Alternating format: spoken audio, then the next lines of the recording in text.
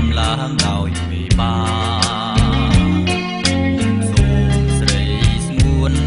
កុំព្រួយចិនដាបងសូមសច្ចារាំងសាលោកស្រីអូនរីងរៀននឹងបានស្ដាប់វាចាពីថាស្នេហាអូនមិនដែលយល់តែពេលនេះបានឃើញហើយបានស្គាល់សូមប្រងនិមលកុំប្រែចិនដា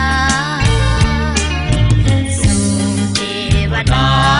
រក្សាសត្វលោកនេះ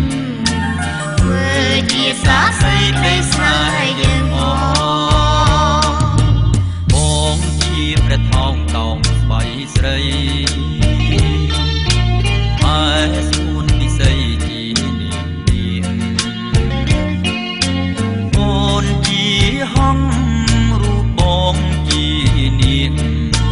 ពុំអាចខំពាក្យពីនាងបានអូនជាមច្ឆាបងជាគង្គីអូនជាក្តាំងងារបងជាសង្សាររួងអូនបានរួក៏ព្រោះតែដង្ហើ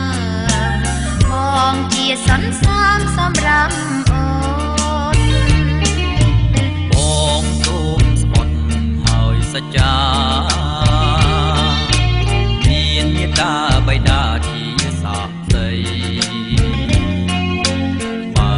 បងមិនស្មងចំពោះរូបស្រីសូមឲ្យមេឃដីផ្ដន់ជាបងចង